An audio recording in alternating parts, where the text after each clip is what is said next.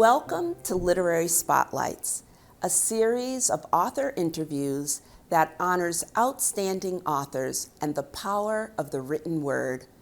Hosted by the Associates of the Boston Public Library and sponsored by the Teen Writing Mentorship Program, Youth Inc. The Associates of the Boston Public Library is an independent nonprofit that supports the conservation and accessibility of the library's special collections with treasures like a Shakespeare First Folio, letters from Frederick Douglass and Sojourner Truth, handwritten poems by Emily Dickinson and Walt Whitman, early glass negative photographs, and much more. And now it is my great pleasure to introduce you to my fellow director of the Associates of the Boston Public Library and our host of this Literary Spotlights, Christy Cashman.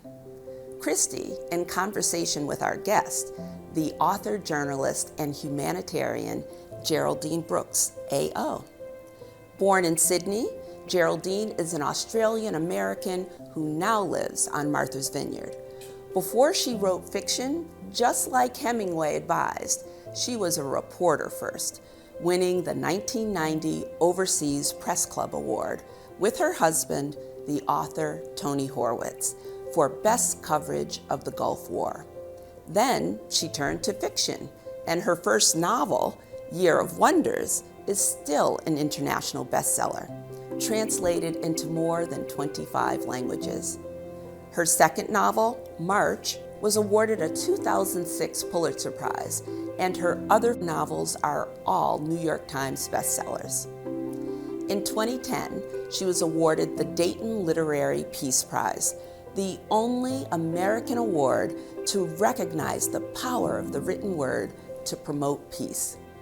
And in 2016, she added the letters AO to the end of her name for Officer in the Order of Australia, in recognition of her distinguished service of the highest degree to Australia or humanity at large. Welcome, Geraldine. Take it away, Christy. Thank you, Alice. It is my distinct honor to be able to talk to you today, Geraldine. Thank you so much for being here. It's an absolute pleasure. So I would love if you would paint a picture for us. You're a little girl growing up in...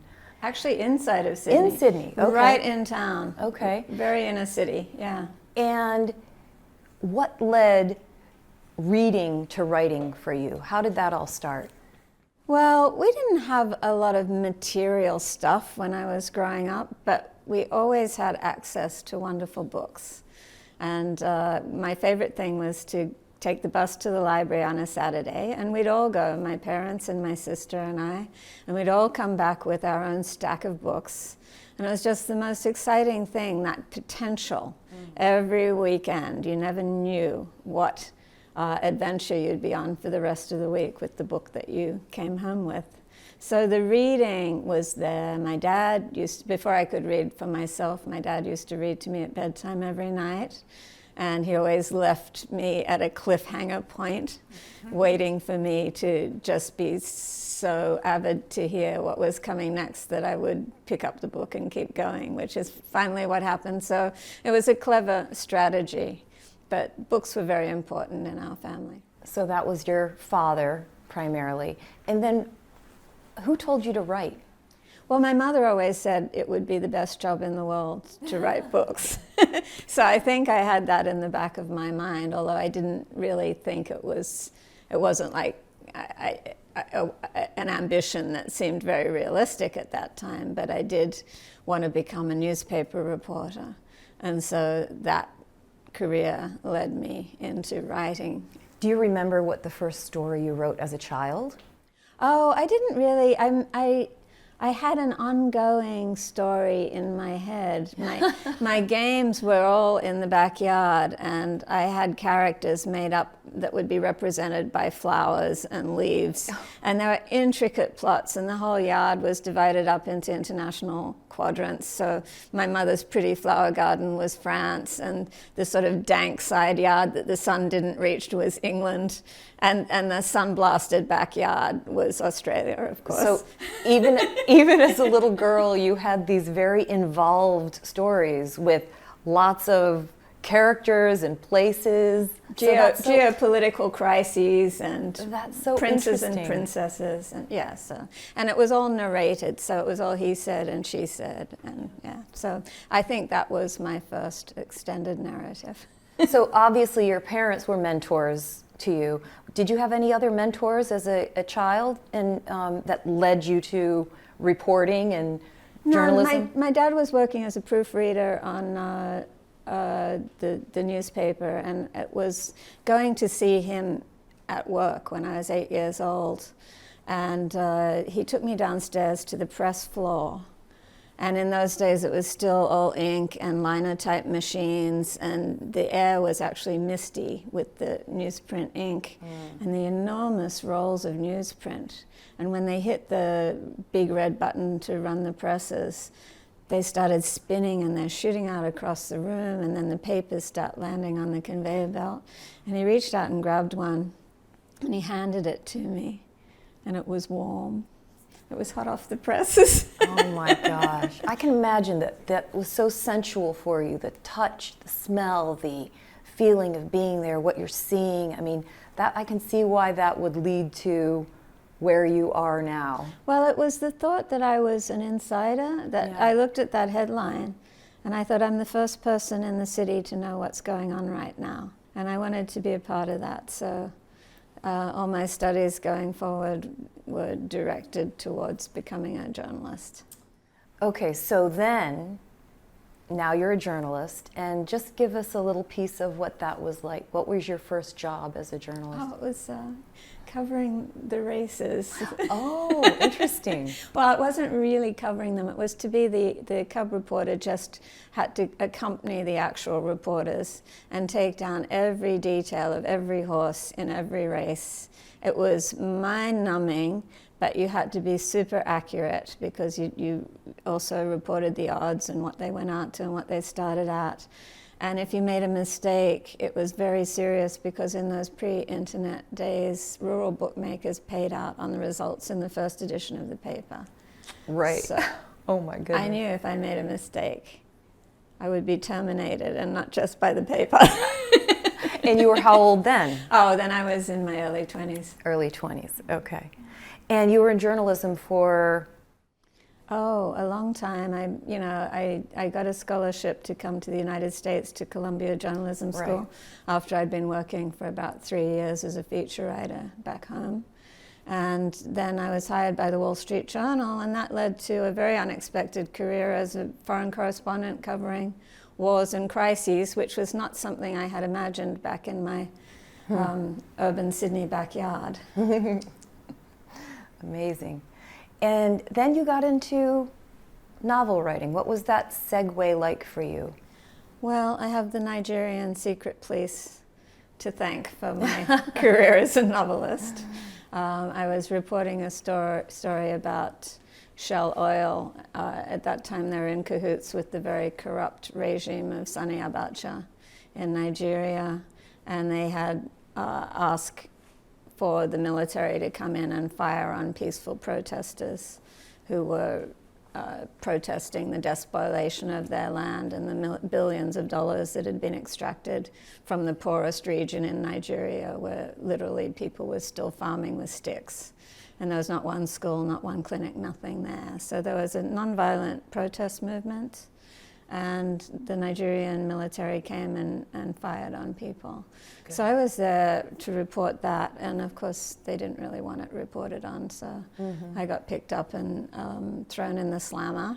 Oh my gosh. And I had no idea how long they were going to keep me there, and I thought of I'm asleep on this concrete floor, or trying to sleep, and thinking of all the journalists who've been detained, and some of them for years, and I thought, I forgot to get pregnant. But luckily, they deported me after 3 days. Oh, good. You didn't get any tattoos during your time in jail, did you? I wasn't technically in jail. Oh. I was just I was in interrogation. And you didn't join any gangs? No, just want to make sure. Nobody. Okay. It was just me and my guard, who was an evangelist. So I got a lot of biblical instruction. Is what I got. So you sort of did join a gang. But I tell you what, when I got deported and I got off that plane, I greeted my husband with great enthusiasm. I bet. And our son was born the following year. Oh my goodness. So at that point, I realized that my job was incompatible with having an infant. I did not want to go on long, open-ended assignments to places where you might get shot or thrown in the slammer anymore. So I had to find a new gig. And I'd had this story banging around in my head at that point for about 10 years. This little village in England that we'd stumbled upon on a hiking trip one day.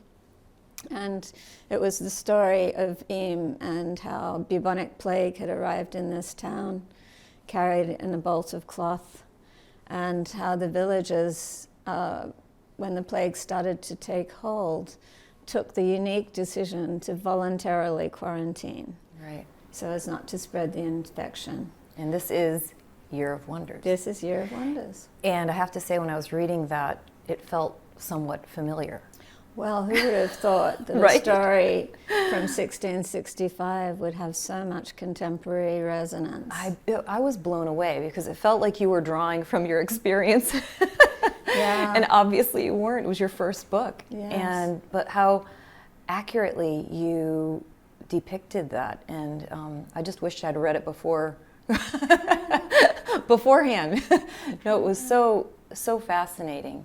Well, it was really interesting to me that, you think of the 1660s as a time, the beginning of the Enlightenment. Mm-hmm. But the old medieval superstitions are still grabbing at people's heels. So you've got Newton inventing calculus on the one hand, and you've got women still being hanged as witches in Scotland on the other hand. And it was really interesting to watch that struggle between science and superstition spill into our own time. But that is so relevant to where we are now. It's like we can have so much technology and accumulate so much, yet we're still the same. In fact, I think you said that 3,000 for your other book that you wrote, Secret Chord, 3,000 years ago in some ways is the same for the human because love is the same and hate is the same. That's right. Or something like that. So I think I was talking about a famous quote from Henry James, who was commenting on the historical novel by the main novelist Sarah Orne Jewett, and she had sent him her manuscript to critique, and he wrote back to her in very harsh terms, and he said that for him the historical novel was condemned because any attempt to know a period more than 50 years removed from one's own is worthless and should not even be attempted. Wow. Because he said, you can't know the old consciousness. He said, you can get all the details, all the material things, the old letters and pictures as much as you like, but the old consciousness will elude you. Mm-hmm, mm-hmm. And so when I read that, I was in the middle of writing Year of Wonders, and I have to say, I went downstairs and poured myself an adult beverage. Because I was calling into question what I was doing. And, and then I started to think, how did those words land on Sarah Orne Jewett? So I looked up her bibliography, and then I saw that book was the last she ever wrote. And I thought, goodness, wow. Oh my goodness, did he destroy her confidence? But then I kept reading, and I saw that she had been in a terrible carriage accident right after that correspondence, and she was gravely injured, and I started to imagine the carriage and how the accident might have happened, and I was visualizing slippery Maine mud in spring and seeing the slide of the horse's hooves. Goodness. And the disarray of her starched skirts as she is thrown into the air and the crunch of the vertebrae as she lands. Oh my goodness. And I thought, a pox on Henry James, because this is what we do as human beings. We put ourselves in other shoes, in other consciousnesses. And I can know her fear. I can know her pain. I can know her frustration at not being able to do the work that she loved. And that's the consciousness. It's applicable to any time. Yeah, who cares if it's a carriage or an auto accident? Right. It doesn't really matter. Carriage or Tesla. Yeah, exactly. The pain and the fear and the love and the hate and the strong emotions don't change. Yeah, 100%. I fully agree. You mentioned that you wonder about who we are when the worst thing happens in our life, or how we handle catastrophe. How did that lead to Year of Wonders for you? I think it's in all of my books is the question of how people are changed by catastrophe, and it comes out of my reporting. Those 10 years when I was constantly traveling for the Wall Street Journal into people's lives at their worst moments in many cases, in wars and civil uprisings and famines and all the terrible things that make up the news. And I saw examples of both, people who are drawn to their best self, who found incredible courage or incredible kindness and selfish leadership skills, and then people who became completely morally lost and became, the Ba'athist torturer or the boy soldier or the corrupt official. And the thing is, I don't think any of us knows who will be in that moment until we're tested. And that brings in that what if question that you bring up in sort of all of your novels. You lead us down such an interesting path because all of your novels are historical fiction, and so your research has to be so in-depth. You mentioned in an interview, I think, that as you're nitpicking through your manuscripts, you try to find logs and turn them into donkeys, or is it the other way around? Yeah, no, that's right. So it's a story that a friend of mine told me one day. Jim Crace, he's an English novelist. He's a really remarkable writer. And he was telling me about the research he did for his novel Quarantine, which is set in biblical Israel. And so to research it, he went on a camping trip to the Judean desert. Yeah. And the first morning, his Bedouin guide brought him a cup of cardamom-scented coffee and said, "Mr. Jim, how did you sleep?" And Jim said, "Ahmed, I slept like a log." And then he raised his eyes to these bare, rock-ribbed hillsides of the Judean desert and thought, there hasn't been a log here for a millennium. And so he said, "Ahmed, how did you sleep?" And Ahmed said, "I slept like a dead donkey."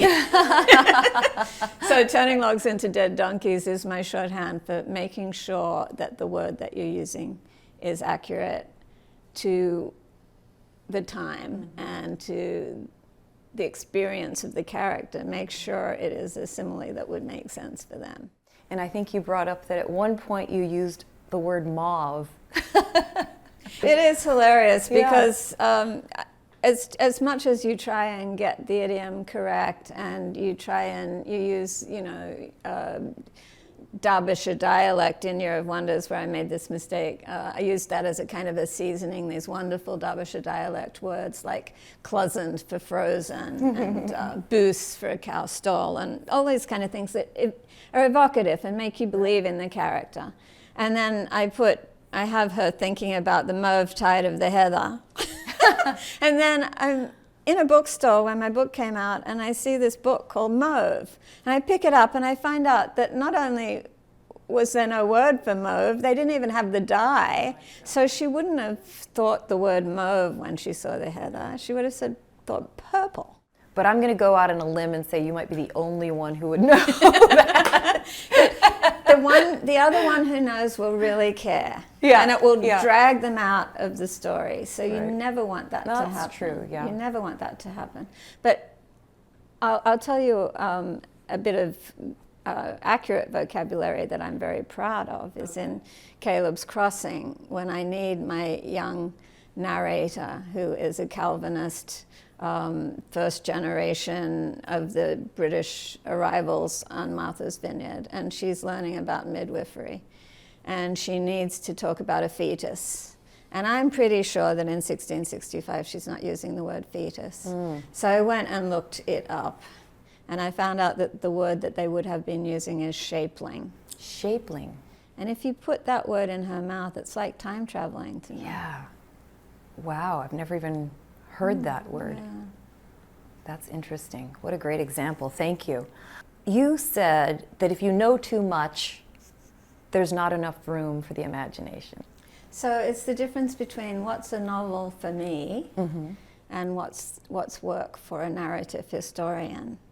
So if you've got journals and you've got records and you know what the characters were thinking because they've written down what they were thinking, then somebody like Jules Lepore can write a brilliant narrative history. But it's in those voids where the voices were never heard because people were illiterate or their opinions didn't count and were not taken note of, or information has been lost. So it's where the thread of fact frays. There has to be enough of a void for it to leave room for my imagination to work and to have the necessity. It needs to, for me, it needs to be the only way to engage with the material. And for me, when I'm reading what you write, it's what makes history not so dry. It's the spice and the sweet and all the different flavors that you add by creating characters to put them in those different times that make it, much more palatable. Yeah, but there are wonderful narrative historians. I mean, my husband was a please. narrative historian. I need to know some. I think his book on John Brown is an absolutely riveting read, Midnight Rising. So, Well, I'll have to read that. yes, yeah. So it's not dry, I promise you. Okay, good. But I hope that I'm the gateway drug for history. Yes. I hope it sends people back to be curious, because that's how it worked for me. I think that's a good... I read Mary Renault's novels about the ancient world, and that turned me on to ancient history in a way that I wouldn't have come to it otherwise. I see. Now, your novel March won the Pulitzer Prize, like your son said, which I love. Like a chicken surprise? Yes. How old was he when he said that? He was 9, and actually, the funny thing was he called it the Pulitzer Surprise. Oh, Pulitzer Surprise. So yeah, because I love that. Because I was very surprised, and I heard him telling somebody that I couldn't come to the phone right now because I just got the Pulitzer Surprise, and I was very busy. So cute. I love that. Now, when you had the idea for March, you said that it felt like it flew in the window to you gift wrapped. Yeah. And were you still working on Year of Wonders when that happened? No, I'd finished Year of Wonders. I was working on People of the Book. People of the Book, and you put People of the Book down. Well, I was tearing my hair out because I hadn't found the voice of one of the key characters, and when I can't hear the voice, I can't get started, because if I don't know how she sounds, I don't know who she is, and if I don't know who she is, I don't know how she's going to act, so I've got no way to drive the plot. So I was very frustrated, and then, around about the same time, my husband had finished his book, Confederates in the Attic, and he'd dragged me to just about every Civil War site in Virginia, and there are a significant number of them, I can tell you. Oh, right, I know. And I had thought, I have to find a way to engage with this. So I got very interested in the idea of what happens to people who go to war inspired by their idealism, but in the course of war they'll find things that are completely against their moral code. And this was very relevant because we were then living in a little town in Virginia that was the only place that had sent soldiers to fight on the Union side, because it was a Quaker town and Quakers were abolitionists, and some of the young men thought that the evil of slavery was greater than the evil of violence. And they got read out of their meeting because you can't pick up arms if you're a Quaker, but they did it anyway because they were so compelled by the issue. And I thought, I wonder what happened to those young men when they found out what they would be required to do. And that got me thinking about idealists at war, and then suddenly this light bulb went off. Oh, the idealist at war, Mr. March, the absent father in Little Women. And I thought, you know, I went back and reread Little Women, and of course he's entirely absent. On the first page there's the cheerful letter, and then the book as originally published ends with his homecoming. And he goes around the room and tells the girls how he thinks the year has changed them. But of what a year at war did to him, he says nothing. So there's the void, and he's my perfect found object of an idealist at war. And then I thought to myself, well, you know, given that Louisa May Alcott based Little Women so closely on herself and her sisters, I wonder if there's any little thing in her father's biography that I could use to create this character. And of course, I'm really embarrassed now that I didn't know who Bronson Alcott was and his huge significance as a philosopher. And it was actually one of the reviewers of the novel who said if Emerson and Thoreau were the shining stars of transcendentalism, Bronson Alcott was the dark matter from which they drew their energy. And he really was. I mean, he was such a radical in every possible way. He was an abolitionist. The Alcott House was a stop on the Underground Railroad. He was a rabid, ardent vegetarian and animal rights activist. He was a radical educator. The schools he ran would still be considered progressive schools even today. So there was a ton to work with there. Amazing. Do you mind reading an excerpt from March? Sure. This is right at the beginning of the book. This is what I write to her. The clouds tonight embossed the sky. A dipping sun gilded and brazed each raveling edge, as if the firmament were threaded through with precious filaments. I pause there to mop my aching eye, which will not stop tearing. The line I have set down is perhaps on the florid side of fine, but no matter. She is a gentle critic. My hand, which I note is flecked with traces of dried phlegm, has the tremor of exhaustion. Forgive my unlovely script, for an army on the march provides no tranquil place for reflection and correspondence.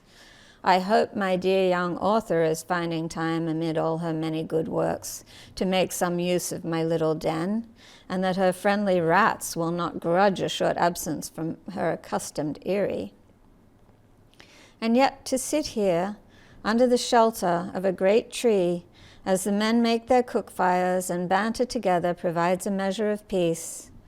I write on the lap desk that you and the girls so thoughtfully provided me, and though I spilled my store of ink, you need not trouble to send more, as one of the men has shown me an ingenious recipe for a serviceable substitute made from the season's last blackberries.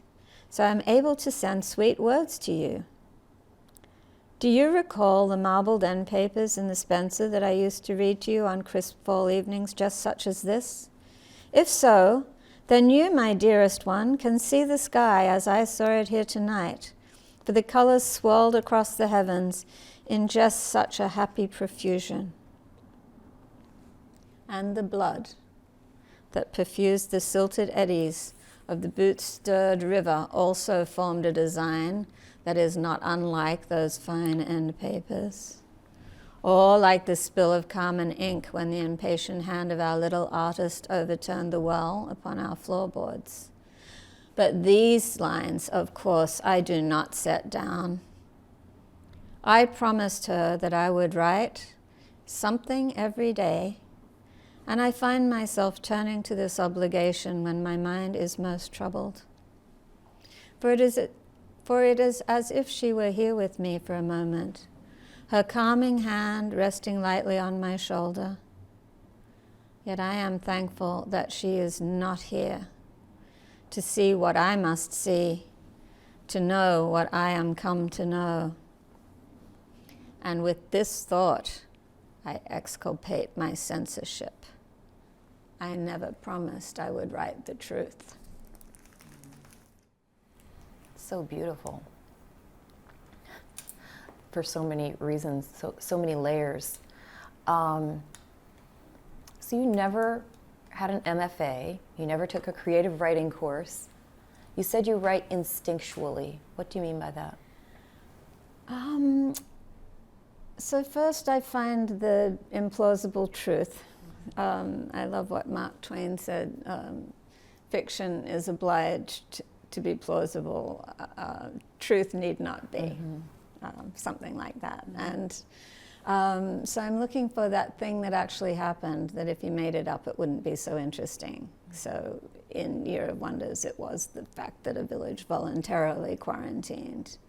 In Caleb's Crossing, it's that a young Wampanoag man born in his own language and culture at the time of the first English settlement mastered Latin and Greek and sat down to graduate from Harvard University with the sons of the Puritan colonial elite in 1665. If I made that up, everybody would think that's implausible, but it actually happened. And so it's a story for me. And so once I've got that, then I have to figure out who's the storyteller, because mostly I like to write in a first-person narration. And that means somebody has to rise up from the dead and start talking to me. Yeah. And when I can hear that voice, then I can start. And that's my process, is hearing that voice and learning who that person is, and then letting them act within the arc of the known history. In the afterword of March, you write a funny tribute to your husband and his passion for the Civil War history, and finally understanding why he loved it so much. Once you started your own research, what do you think we can learn from a greater understanding of the Civil War? Again, it's going back to how are people at a time of catastrophe. And you go to war for an ideal, and then you find all kinds of ideals lying in ruins around you. How do you deal with that? What impact does that have on you, on your moral code, on your vision of the world, and on how you'll go forward as a human being after? And so those are the questions that keep animating me. You also love the quote from Hemingway about how you get an idea for a book. Yeah. Hemingway. Tell me about that and how that led to People of the Book. Hemingway said an idea for a novel can be something you're lucky enough to overhear, or the wreck of your whole damn life. So luckily for me, I've had two really great novels just come out of things I've overheard, and People of the Book was, I think Hemingway would really approve that I overheard it in a bar, and in a bar in a war zone. So I was the UN correspondent for the Wall Street Journal at that point, and I was in Bosnia writing about what the UN was and was not doing in that conflict. And at that point, there was only one place you could stay. There was only one functioning hotel in Sarajevo, and that was the quite inaptly named, given what was going on, Holiday Inn.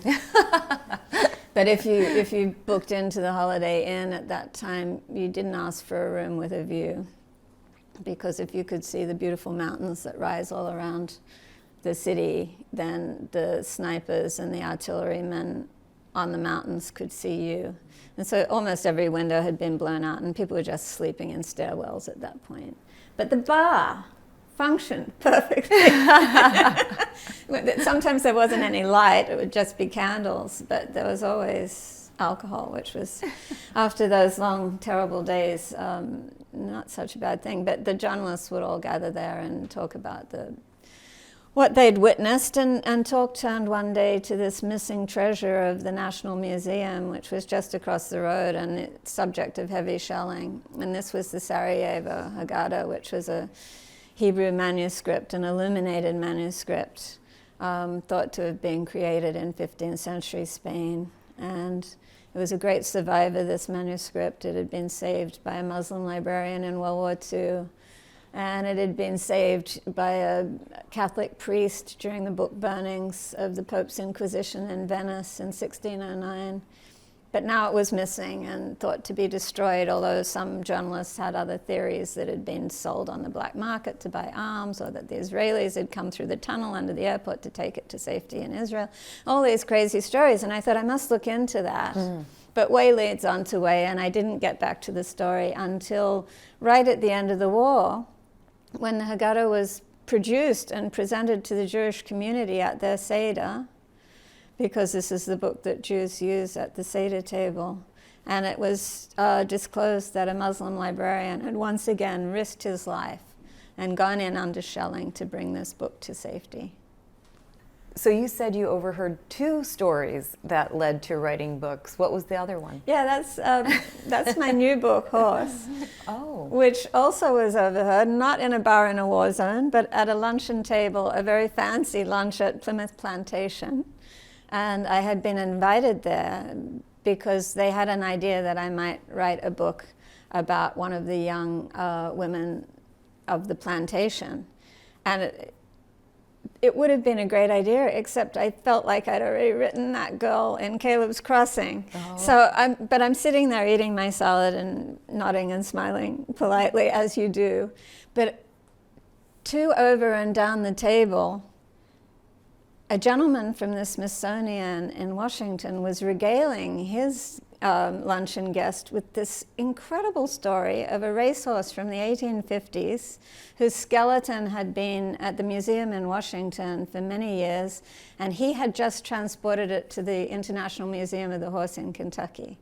And he was telling about this racehorse and how great it was and how fast it was and how its fame was and its celebrity, and how they invented the mass-produced stopwatch because people were so intrigued by the incredible speed of this horse. And by the time he got to what happened to this horse in the Civil War, my companion no longer had a scintilla of my attention because I was riveted by that. And I needed to learn more about this horse. So I went home, started researching, found out that not only did the Smithsonian have the skeleton, they also had paintings of the horse from the period, and the painter's life story was fantastic, and there was a missing painting, and I was off to the races, as it were, because it was everything that I love. It was a compelling historical story, and it was contemporary science and art, and how you investigate the past through the artifacts that have come down to us. But you like telling it in first person, so who's the narrator here? So this is not a first. There is. It's a bit of a departure for me. So there are so many characters and so many ways this book goes that there was no one narrator.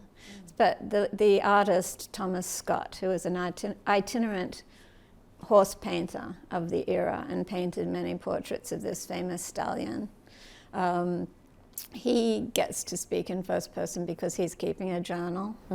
So that's my only foray. And the other main characters, there is an enslaved black groom who cares for the horse from the time it's a foal. And he is based on the person in the missing painting of the horse, because the missing painting has been described as Scott's finest painting.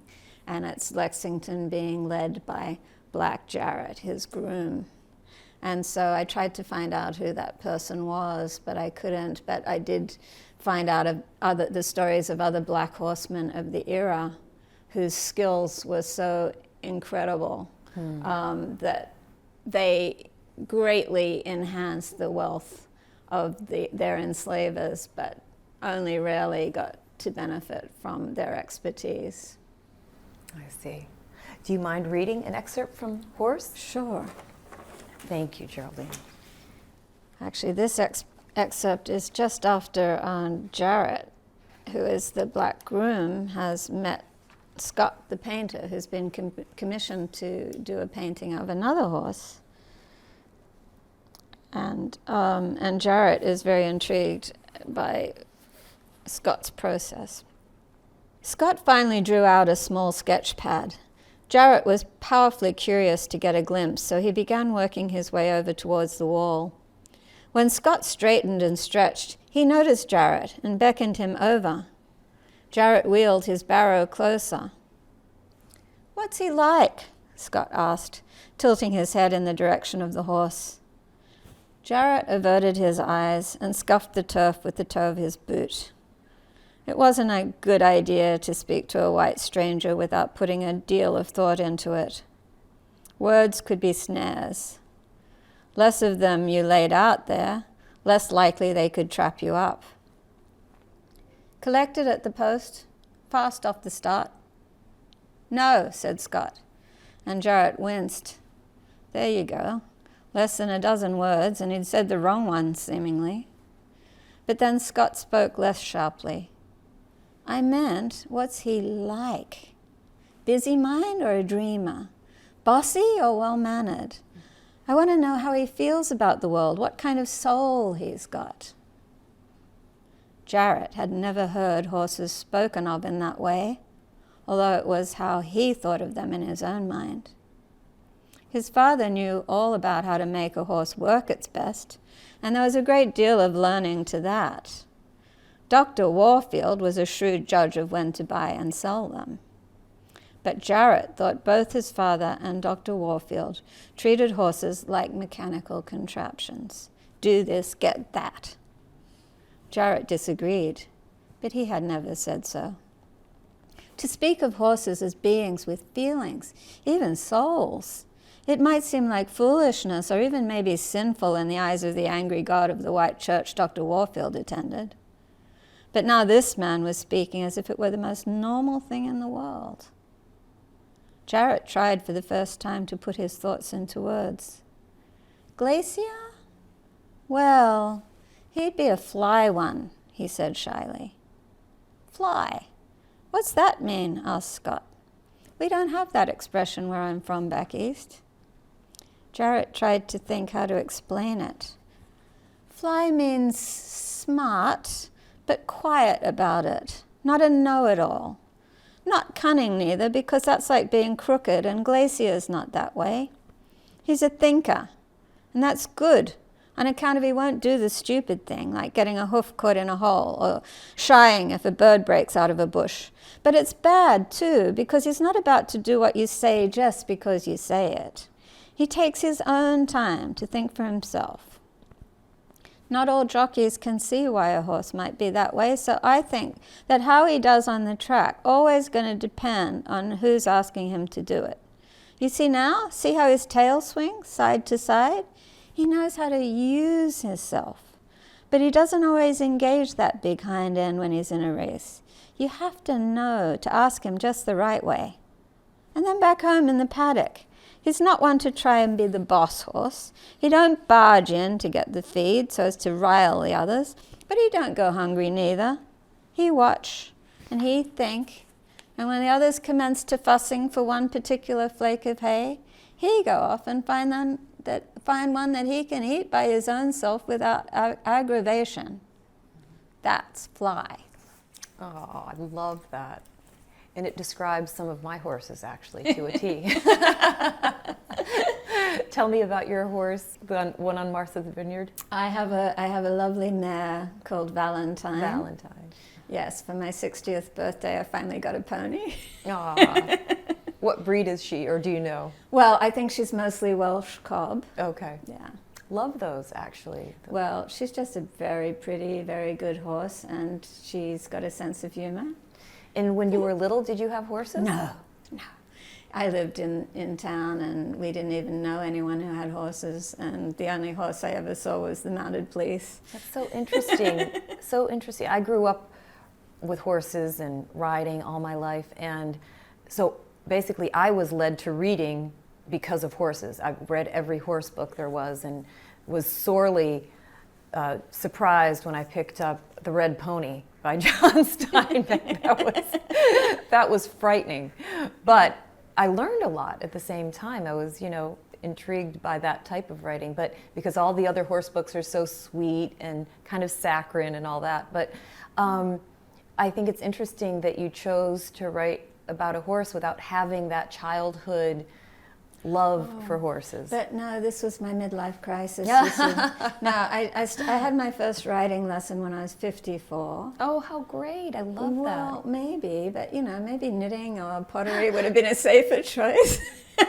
No, I think it's wonderful. You go for your first riding lesson, there's this big black and white sign right there on the wall saying, the risk of injury or death, we're not liable for it. And I get on this horse, and every time you go around the ring, you pass that sign. So I'm familiar with that sign. Yes, I ignore it. I put it off somewhere else. Now I can ignore it, but for the first few lessons, when I was trying desperately to stay on and locate some core muscles, it was nerve-wracking. Yeah. I know what you mean. But there is a special relationship, isn't there, between those? I've always loved animals, and I've always had dogs, and I have a hibernaculaarium to encourage snakes on my property. So, I am really all creatures, great and small. Mm-hmm. And I always loved the idea of horses from afar. Yeah. And I thought they were beautiful, and I didn't understand the complexity of the relationship and how different it is to the relationship that we have with a dog. Well, you fooled me. I thought you were a horse person from way back because of that excerpt. It really depicts so well all of the language that you use and how you describe this horse as being different. It's all things that I would say, or that friends of mine would say who have grown up with horses. So well done. Well, you know how it is once you get the horse bug. Yeah. It's all you want to think about. So true. It's in your blood after a while, yeah. So this book came along at the perfect time for me because I had the horse crush and the horse crazy had taken over my life, and I wasn't getting any work done.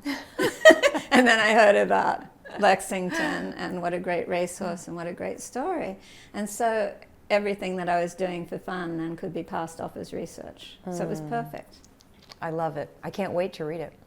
What I'd love to talk to you about is there is a quote from Emily Dickinson, "Tell it slant." Can you finish it for me, and what that means to you? Her poem, the line from her poem is, "Tell all the truth, but tell it slant." So often as a historical novelist, I don't have a choice because all the truth isn't available, but you can get at it maybe from looking away. Like with those puzzles where there's a picture hidden, and if you look directly, you can't see it. Mm-hmm. But when you avert your eyes slightly, the image comes into focus. And I kind of think of my work as a historical novelist trying to fill those voids as just looking away enough that an image comes into focus and you can say, well, we can't know for sure, but this is how it might have been. Mm-hmm. This might be the slantwise truth. I love that. And you also said that you would like to be listed under poetry. I start my writing day, I grab the Norton Anthology of Poetry, I let it fall open to any page, and I read whatever poem presents itself.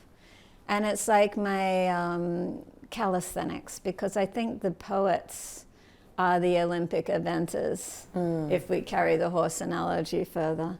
They're the experts of how to wield language. And, I'm still plodding along on my pony while they're jumping the fences and doing the pirouettes and the piafs. So the poets, to me, they're our Olympic athletes of writing. So it helps me to remember the potential of language every day when I sit down to write. So what is your personal connection to Caleb from Caleb's Crossing? So, I've always been very reluctant to engage with Australian history because you feel the burden that you carry as a white Australian so heavily in terms of what happened to the Indigenous Aboriginal Australians and all the brutalities, and you carry that guilt. And so when I realized that I was going to be writing about Native American history, I thought, I can do this because it's not my history, right? I was a step removed from the guilt of the dispossession, which is crazy, but it was my mindset. Mm-hmm. I didn't think it was a story with a personal connection to me in any way, and I embarked on it as an outsider. Mm-hmm. And then as I'm looking into who was in Cambridge at the time that it was called Newtown anyway, it wasn't even yet called Cambridge, but the college had been established there. And the population was quite small, and I kept running into our family name, and I realized that my great-grandfather, 6 generations removed, almost certainly knew Caleb Chase Tiamat personally. Wow. Because when he came to school in Newtown, which is what Cambridge was then called, he went to a prep school to polish his Latin and Greek, and that schoolmaster was married to my grandfather's sister. Okay, that's so my great-grandfather, 6 generations back, was working as a glazier in town, and probably fixing the windows that the rowdy students at the college broke, because they were a very rowdy bunch.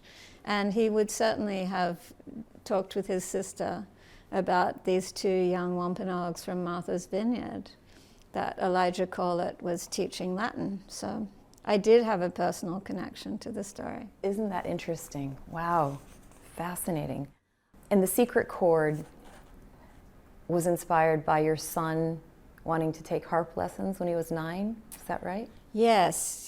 When I'd been trying to get him interested in a musical instrument, and he wasn't having it, and then all of a sudden he comes to me one day, "Mum, I must learn to play the harp." And I thought, this is a very strange choice for an 8-year-old boy. But luckily, I had a fellowship at Harvard at the time, and you can find anything in Cambridge, so we found him a wonderful harp teacher. And it was looking at his diminutive figure playing her big concert harp that put me in mind of that other boy harpist, David. And as he continued to progress with the instrument, and as he was preparing for his bar mitzvah, he decided that he would play the harp at his bar mitzvah, and he played a beautiful arrangement of Leonard Cohen's song, The Secret Chord. Mm. And of course, The Secret Chord also references King David. And so I started thinking about David, and I thought, actually, this is the first person in history that we know from early childhood to extreme old age. It's a life in full. Mm-hmm. And it's a life in which everything happens, the best and worst of human experiences. He's a celebrated hero in war, and then he's a hated fugitive, an outcast from the court. He's the king's favorite 1 minute, and then completely spurned and running for his life, and then he becomes the great king, but then his family turns against him, and absolutely everything befalls this man. So it was such a rich character study, and the Bible stories are so intriguing because they're very, very condensed. They're like little haiku, and all the wonderful women that come and go from his life, and you get just enough to get a sense of their character, but you have so many questions about them. As you said, he was holy and broken. Holy and broken, yes. And then you chose an interesting narrator for that story, Nathan, right? Well, that was another gift, because there are references in 2 places in the scriptures to the book of Nathan. And it says the acts of David the king, first and last, are told in the book of Nathan the prophet.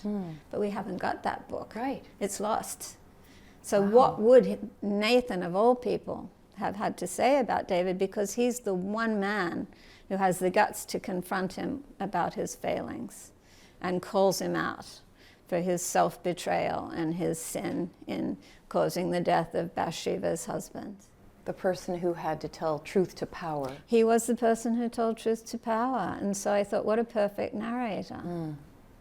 And what did you learn about David?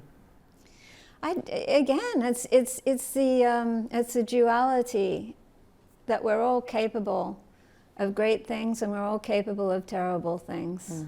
And in his life, he did both, and he's a little different, I think, in that when he was called on his failings, he acknowledged them and tried to atone for them. Not too many political figures that we know do that. So true. In talking about your process, you have a friend who's a sculptor, I believe, who said... Somebody asked her about her process. This is Sarah Z, who is a marvelous sculptor. Okay. And she laughed and she said, my process is mess, mess, mess, mess art. And I found that super encouraging. Yeah. Because you can make a mess every day. You can't make art every day. But if you sit at your desk and make your mess on the page, at least you've got something to work with. For sure.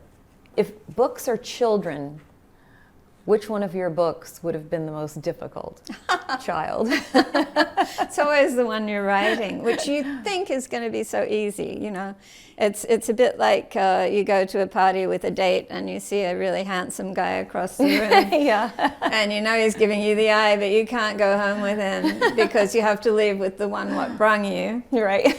But the one what brung you, you already know what his faults are and how he drops the towels on the floor and how he leaves the dishes in the sink. And you know this one's not going to do any of those things. And it's the same with a book idea, because until you've actually sat down with it and invited it in to live with you, it's perfect. Yeah. The minute it comes home, it starts dropping towels. What a great analogy. It's kind of perfect. We actually talked about how you took records at the racetrack as a journalist. And did you draw on any of that when you wrote Horse?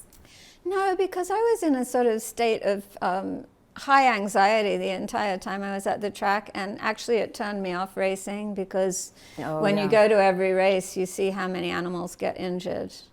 And I just used to go there nervous that one of the horses was going to fall and have to be destroyed. And so I kind of blotted it out, honestly. What turned me back towards horses was a completely random trail ride in New Mexico when I was away at a writer's retreat, and somebody saw me looking at the horses and said, you should come on a trail ride. And I said, I don't know how to ride. And he said, you don't have to know, the horses know. And so I went on this trail ride, and these horses were so sure-footed and so perfect, and we were cantering along the edges of arroyos, and it just seemed so unremarkable to me. And I got home and I was telling a friend about this ecstatic experience, and she said, she looked out the window and saw that, you know, my few acres, and said, you've got room, you could have a horse.